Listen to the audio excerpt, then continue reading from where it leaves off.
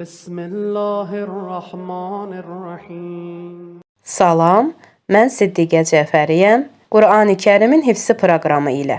Uca Allah Maidə surəsinin 2-ci ayəsində buyurur: Yaxşı işlərdə, təqvada bir-birinizə kömək edin.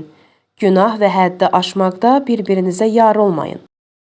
أعوذ بالله من الشيطان الرجيم وتعاونوا على البر والتقوى Gəlin bu cümləni birlikdə əzbərləyək.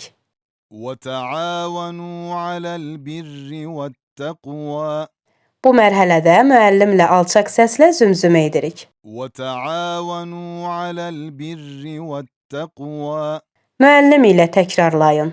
Uğurlar sənə. İndi müəllimsiz oxumağın vaxtıdır. وتعاونوا على البر والتقوى 3 dəfə əzbərə təkrarlayın.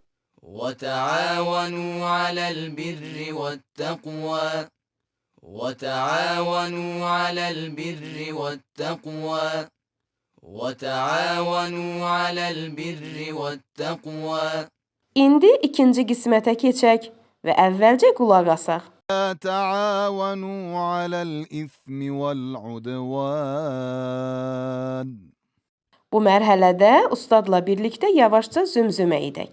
ولا تعاونوا على الإثم والعدوان Ustadla birlikdə təkrar edin. ولا تعاونوا على الإثم والعدوان Əhsən sizə. İndi növbə ustadsız oxumağa çatdı.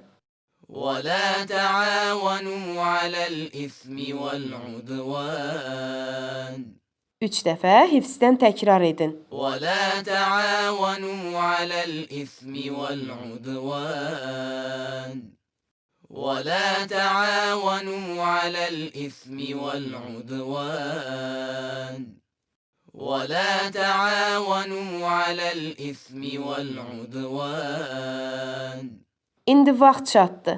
Hər iki qisməti birləşdirib oxuyun. وتعاونوا على البر والتقوى ولا تعاونوا على الإثم والعدوان Salam olsun sizə. İndi hifzi təkrar edin.